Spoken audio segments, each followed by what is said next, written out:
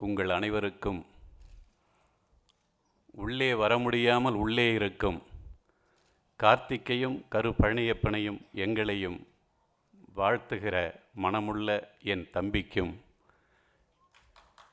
இந்த மந்திர புன்னகை என்கின்ற இசை வெளியீட்டு விழாவில் தம்பிகளை வளர்த்த தம்பி என்று என்னை அழைக்கின்ற அந்த தாய்மை என்பது ஏதோ எனக்குள் நானே உருவாக்கி கொண்ட உணர்வு அல்ல. நான் ஒரு ஆற்றங்கரையில் பிறந்த பிள்ளை. அதிலே திடீரென வெள்ளம் வந்து விடுகிற போது தெப்பக்கட்டையை ஒருவர் முன்னே பிடித்து இழுக்க, இன்னொரு பின்னே பிடித்து தள்ளி நீந்தி கொண்டு வருகிற போது அதை 20 பேர் 30 பேர் என்று அதை பிடித்து கொண்டு அடுத்த கரைக்கு கரை சேர்க்கிற அந்த தெப்பக்கட்டை வாழ்க்கையை நான் என்னுடைய சின்னஞ்சிறிய ஊரில் கால் சட்டை நாட்களில் பார்த்தவன். அப்படி நீந்தி கரையேறி வந்தவன். அப்துல் ரஹ்மான் என்கின்ற என் ஆண் தாய் என்னை போன்ற ஆயிரம் இளைய கவிஞர்களை வாணியம்பாடிற்கு அழைத்து வளர்த்து பார்த்த அவரிடம் அவரது 6வது விரல் என்பார் தன்னுடைய எழுதுகோலை. அதை பல கவிஞர்கள் 3வது மார்பாக குடித்து வளர்ந்தோம். அப்படி தன்னையே தோப்பாக்கி கொண்டவர். அவரிடமும் அந்த தோப்பு வாழ்க்கையை நான் கற்றுக்கொண்டேன். என் இயக்குனர் பாரதி ராஜா அவர்கள், அவரும் இப்படித்தான் தோப்பாக தன்னை உருவாக்கி கொண்டு பலரை உருவாக்கியவர். அந்த தளத்தில் என்னுடைய 73 அபிபுல்லா சாலை என்கின்ற அந்த முகவரியும் என் தம்பி பாலாவிலிருந்து சுந்தர்சி, முத்துக்குமார், பழனி பாரதி, யுகபாரதி, கபிலன் என வரிசை கட்டி நந்தலாலா என பல இளைஞர்களை வளர்க்கின்ற அந்த தாய்மையை அந்த என்னுடைய கிராமிய அந்த தெப்பக்கட்டை தான் உருவாக்கியது. அப்துல் ரஹ்மான் தான் உருவாக்கினார்கள். பாரதி ராஜா எனக்குள் உருவாக்கினார். ஜெயம் திரைப்படத்தில் நான் ஒரு இயக்குனராக வர வேண்டும் என்றுதான் பாக்கியராஜ் அவர்கள், பாலு மகேந்திரா அவர்கள், பாரதி ராஜா அவர்களிடம் 15-16 படங்கள் நானும் உங்களைப் போலவே பணியாற்றியவன், பசியை உணர்ந்தவன். வீடு, சந்தியாராகம் போன்ற புகழ்பெற்ற படங்களில் நான் பணியாற்றிவிட்டு என் குடும்பத்தை பட்டினி போட்டுவிட்டுத்தான் இந்த சென்னையில் வாழ்ந்தேன். என்னுடைய உள்ளேன் ஐயா அதற்குரிய நாயகன் நாயகி கிடைக்காத சூழலால் இன்னும் அது திரைக்கதையாகவே இருக்கிறது. இருந்தாலும் கிழக்கு சீமையிலே திரைப்படத்தில் நான் பணியாற்றிய அந்த வேளையில் சிறைச்சாலை திரைப்படத்திற்கு உன்னை உரையாடல் பாடலாசிரியன் என்று போடப்போகிறேன், என்ன சொல்கிறாய் என்று என்னை என் முகம் பார்த்து படித்து வாழ்க்கையை பாதுகாக்கின்ற அண்ணன் தானு அவர்கள் கேட்டார்கள். அன்றைக்கு நான் ஒத்துக்கொண்டேன். அந்த சிறைச்சாலை தான் என்னை திரைப்பட பாடலாசிரியனாக இசைஞானி இளையராஜா அவருடைய இசையால் எனக்குள் ஒரு மிகப்பெரிய வெளிச்சத்தை உலக தமிழர்களிடம் கொண்டு வந்து சேர்த்தது. அதற்கடுத்து ஜெயம் திரைப்படம் தயாரிக்கப்பட்ட சூழலில் படத்தொகுப்பாளர் என் அன்பிற்குரிய மோகன் அவர்கள் அனைத்து பாடல்களையும் நீதான் எழுத வேண்டும் என்று கேட்டுக்கொண்டார். அப்போது சொன்னேன், ஒரு பாடல் நான் எழுதுகிறேன், மற்ற பாடல்களை எல்லாம் என் தம்பிகளுக்கு நான் பகிர்ந்து கொடுத்து நீங்கள் என்ன விரும்புகிறீர்களோ அதைவிடவும் சிறப்பாக நான் உருவாக்கி தருகிறேன் என்று உறுதிமொழி எடுத்துக்கொண்டு அனைத்து பாடல்களையும் உருவாக்கி தந்தேன். ஏனென்றால் என்னை போன்ற எத்தனையோ குக்கிராமங்களில் எத்தனையோ படிப்பறிவில்லாத தாய்களுக்கும் தந்தைகளுக்கும் பிறந்த என்னுடைய தம்பிகள், தங்கைகள், ஏன் இங்கே அமர்ந்திருக்கின்ற இயக்குனர்கள், நாம் எல்லோரும் இந்த சென்னை நகரத்தை, கனவு நகரத்தை நோக்கி வந்த பொழுது நாம் யாரை நம்பி வந்தோம்? எனவே இங்கே ஜனநாதன் சொல்லியதைப் போல, எழில் சொல்லியதைப் போல, மற்றும் இயக்குனர்கள் சுசீந்திரன் சொல்லியதைப் போல நாம் ஒருவருக்கொருவர் கை கொடுத்து வளர்க்க வேண்டிய ஒரு துறை இந்த திரைப்படத்துறை. ஏனென்றால் கை நாட்டு பேர்வழிகளாக நாம் முதல் தலைமுறை வரை இருந்து இப்போது தான் கையெழுத்து தலைமுறைக்கு வந்திருக்கிறோம். தாய்மொழி தமிழ் என்று சொல்கிறோம். என்னை பெற்றெடுத்த தாய்க்கே சாகிற வரை என்னுடைய தமிழில் கையெழுத்து போட தெரியாது. அந்த தாய்க்கு மகனாக பிறந்தவன் தான் இன்றைக்கு பாடலாசிரியனாக உங்கள் முன் வந்து நிற்கிறேன். ஒரு ஜப்பானிய ஹைக்கூ கவிஞன் சொல்வான், நடவு நடும் பெண்கள் எல்லாம் அழுக்கு அவர்களிடம், அவர்கள் பாடல்களை தவிர என்று சொல்லுவான். அதை போல நாங்கள் பாடலாசிரியர்களாக இன்றைக்கு இருக்கிறோம் என்றால் அவையெல்லாம் அந்த நடவு நடுகிற தாய்கள் எங்களுக்கு கொடுத்த தமிழ், அவர்கள் போட்ட பிச்சை. நாங்களெல்லாம் பாடலாசிரியர்களாக இங்கே உலவுகிறோம்.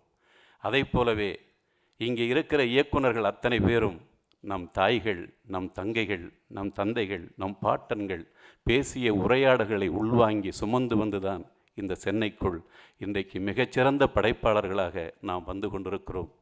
எனவே முதல் கைநாட்டு பேருவழிகளிலிருந்து கையெழுத்து பேருவழிகளாக மாறிய நம்முடைய இந்த திரைப்படத் துறைக்குள் இன்றைக்கு மிகச்சிறந்த இளைய இயக்குனர்கள் மிகச்சிறந்த நம்பிக்கையை உருவாக்குகிறார்கள்.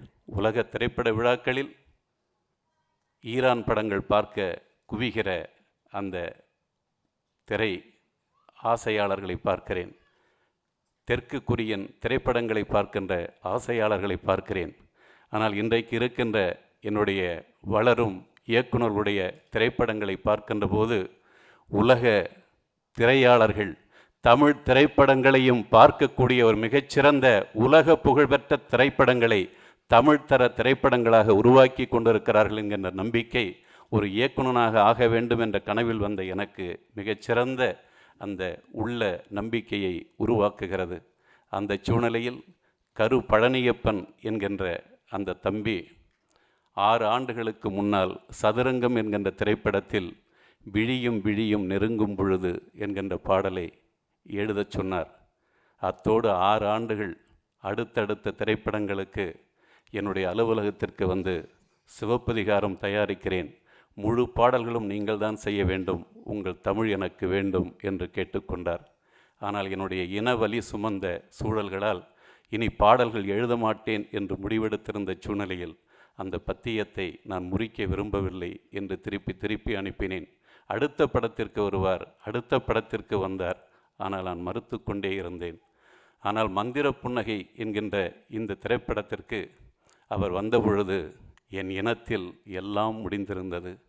எனக்கும் எழுத இயலாத வழிகளில் நானும் இருந்தேன். ஆனால் என் எழுது விரல்களை பிடித்து வந்து எனக்கு ஆறுதல் கொடுக்கின்ற ஒரு மருத்துவனாக என் தம்பி கரு பழனியப்பன் நீ எழுது என்று என் உயிருக்கினிய தன்னுடைய கண்ண குழிவால் எங்கள் பாடலாசிரியர்களின் இசைத்தட்டுகளை சுழல விடுகிற வித்யாசாகர் அவர்களிடம் என்னை அழைத்து சென்று வானூர்தியில் ஏற்றி குமரகத்திற்கு அழைத்து சென்று அங்கே என்னை தமிழ் செய்ய பணித்தான். அவன் என்னிடம் வளர்ந்தவன் இல்லை, என்னிடம் எதையும் எதிர்பார்த்தவன் இல்லை.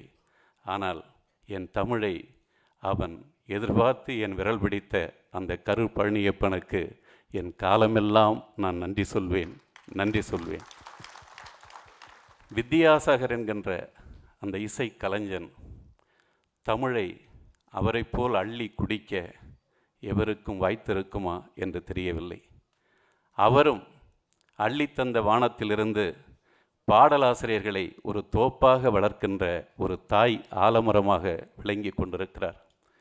நீங்கள் எழுதுங்கள், நான் இசையமைக்கிறேன் என்று சொல்லி அந்த தமிழை அவர் அள்ளிக்கொண்டு அந்த வரிகளை படிக்கின்ற பொழுதே எங்கே கண்ணக்குழிவு வருகிறதோ அங்கே எங்களுக்கு பாராட்டு கிடைக்கிறது என்ற அர்த்தம். இல்லை என்றால் திரும்ப திரும்ப எங்கள் இரவுகளை விழிக்க வைத்து எழுதி தமிழை பிழியச் சொல்லி அதற்கு மிகச்சிறந்த இசையை அள்ளித்தருகின்ற ஒரு மிகச்சிறந்த இசையமைப்பாளர் நமக்கு கிடைத்திருக்கிறார். அவருடைய இசையில் தம்பி கரு பழனியப்பன் எனக்கு 4 பாடல்களை தந்திருக்கிறார். அதிலே கண்ணன் பாட்டு என்று ஒன்று வருகிறது. அந்த கண்ணன் பாட்டிற்கு முன்னதாக எங்கள் இனிய வித்யாசாகர் அவர்கள் விழுந்தார். அது ஒரு நிகழ்ச்சி. ஆனால் அந்த கண்ணன் பாட்டை கேட்கப் போகிற உலக தமிழர்கள் அந்த பாட்டில் விழப்போகிறார்கள், விழுந்து எழப்போகிறார்கள் என்கின்ற அந்த உணர்வு எனக்கு ஏற்படுகிறது. அதை போலவே அடுத்தடுத்த பாடல்களிலும் காட்சிப்படுத்தி இருக்கிற விதம் நான் எழுதிய அந்த உணர்வோடு சொல்லவில்லை. நான் மிகச்சிறந்த மெல்லிய பாடல்களுக்கு ஒரு ரசிகனாக இருந்தே பழக்கப்பட்டவன். அந்த சூழ்நிலையில் இன்றைக்கு என் தம்பிகள் என் தங்கைகள் மிகச்சிறப்பாக இன்றைக்கு திரையிசை பாடல்களை எழுதி கொண்டிருக்கிறார்கள். அந்த தோப்புக்குள் நானும் ஒரு குயிலாக தொடர்ந்து என் தமிழை செய்வேன். அதற்கு உங்களுடைய ஆதரவும் உறுதுணையும் இருக்கட்டும் என்று கூறி, கரு பழனியப்பன் மிகச்சிறந்த ஒரு மனசுக்காரன், தெளிந்த ஓடையாக அவளப்படித்தான் திரைப்படத்தை பார்த்த பொழுது உரையாடல்களில் நான் எப்படி வியந்தேனோ அப்படி மந்திர புன்னகை திரைப்படத்தை பார்க்கிற பொழுதும் அவனுடைய உரையாடல் ஆளுமையில் உலக தமிழர்கள் சிக்க இருக்கிறார்கள் என்கின்ற நம்பிக்கையோடு அந்த தம்பிக்கும், அந்த தம்பியை நம்பி என் தம்பி கார்த்திக் அந்த தயாரிப்பு என்கின்ற பொறுப்பை எடுத்திருக்கிறார். அவரும் ராமநாராயணன் அவர்களைப் போன்று, தியாகராஜன் அவர்களைப் போன்று மிகச்சிறந்த தயாரிப்பாளர்களில் ஒருவராக செழித்து சிறக்க வாழ்த்துகிறேன். நன்றி, வணக்கம்.